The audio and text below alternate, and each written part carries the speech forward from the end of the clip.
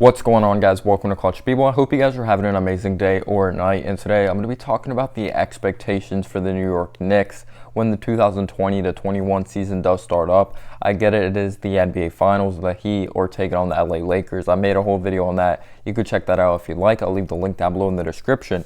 But today I'm going to be talking about what my expectations are entering the brand new season with a brand new coach, of course, of Tom Thibodeau.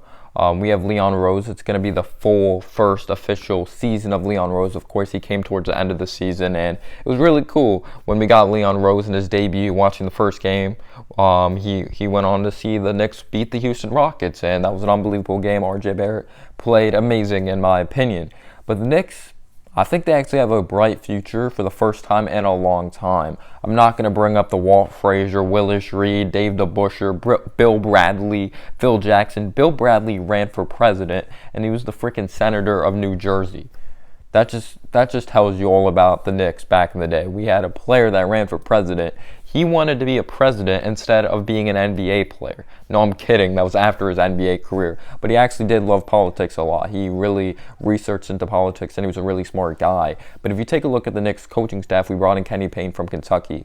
A lot of people from Kentucky were not happy to see him go whatsoever. Julius Randle, who's a player for the New York Knicks, played for Kentucky. Same thing with Kevin Knox. He knows them very well, so hopefully he gets the most out of them. And hopefully, please, just mature Julius Randle's game so he does not do a spin move into a double team and turn the ball over like a human Beyblade. Then you have RJ Barrett, you have guys like Mitchell Robinson. I'm really excited moving forward what the New York Knicks are going to do. Tom Thibodeau is definitely a coach that will hold players accountable, and I really love how he's getting into analytics more. And I think he's really finally trying to adjust to today's NBA. I thought his offensive philosophy always worked. He just really never had the right pieces after the Chicago Bulls, and the NBA really changed with under him. I think he's a no-nonsense guy. I think we have the right players. I don't think RJ Barrett is soft. I don't think Mitchell Robinson's soft.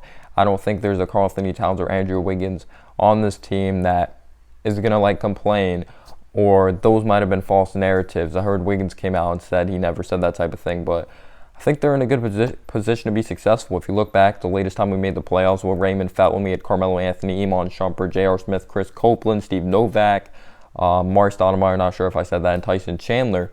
Those players that were in the middle of their career or getting old. Carmelo Anthony was in his prime, but Raymond Felton, in my opinion, if we had I would say if we had a good starting point guard, that team had potential to go to the finals. Just my opinion, though, that Pacers team is really good with Danny Granger, Paul George, and all that. Paul George wasn't at his peak yet or his prime, but that was an impressive team with Roy Hibbert as well. But RJ Barrett, I'm really looking forward to seeing what he can do this upcoming season with the New York Knicks. Mitchell Robinson, we'll see what Frank does. We'll see what Kevin Knox does. We could say it's baby steps, but we need RJ Barrett to take a big leap. I would like to see the efficiency go up and him average 18 and 19 points per game. I think he's a way better playmaker than I thought when it came to his rookie season. When he was coming out of the draft, I heard this thing how he had tunnel vision, better passer than I thought. Needs work on the defense side of the basketball. I thought he was going to be better coming into the season defensively, but no, he needs some work there. He's a good athlete. His jump shot definitely needs work. I'm not really going to get excited about his shot mechanics. Some people are, but he has a really low set point. Hopefully he doesn't have those mechanics in game. We'll see. It looks a lot more smooth and fluid. And I heard he changed mechanics because when he shot he did earlier in the season or last year and just before, he couldn't really see much. The ball was literally at his eye. So his shooting coach or just coach in general, Drew Hanlon, that really develops him and works with him as workout coach and that type of thing's really trying to help him with that. But right now the shot looks smooth, but it looks slow and has such a low release point. But RJ Barrett, I think he has a great work ethic and he's definitely a bully ball type of player. Same thing with Julius Randle, but I hope he matures his game and isn't as ball dominant because we need to see that growth from RJ Barrett. So I would really try to deal Julius Randle. We'll see what we do in that situation. Frank most likely is just going to be a valuable bench piece. Mitchell Robinson, we'll see if he adds a mid-range shot to his arsenal. I don't think people realize it's actually kind of harder to add a mid-range shot in your arsenal compared to a three-point shot. The reason is it's easier to settle for threes. If you're in transition on the break, you're open. But it's really hard to create space and get in that mid-range territory unless you have a handle to really set yourself up for a mid-range jumper. But Mitchell Robinson, I would like to see him add some post work. We know how how much a freak he is when it comes to blocking shots and guarding the perimeter, dunking machine. I just hope the Knicks don't rush the process. I'm not expecting us to win a lot of games whatsoever. I'm really excited about the Mike Woodson hire because he's a great coach. Last time we made the playoffs, he was our head coach. All the players were under the helm of him. He has a great mind offensively. He was ahead of his time when it came to the three-pointers with that whole New York Knicks team. He also holds players accountable, and he's a developmental coach. We'll see what happens with Dennis Smith Jr. as well. I don't want to say I gave up on Dennis Smith Jr., but I don't see what he brings to the table when he's off offensively. At least when Frank's off offensively, he brings some on-ball defense, and he's good in the pick and roll. When Dennis Smith Jr. still jumps on his passes, and he struggles defensively, and Dennis Smith Jr. is a mess. He's talented, but he's just not a high IQ basketball player, and hopefully they get it out of him. I want us to at least win like 30 to 32 games. That's my prediction. Don't expect the playoffs. We'll have to see what we do in free agency if we bring in a Christian Wood. But I want some players that can really stretch the floor alongside like RJ Barrett, Mitchell Robinson, and really take pressure off of these guys. But there's weaknesses in this team, no question about it. We need shooting. We need on-ball defense. And hopefully Tom Thibodeau just brings that gritty style of play.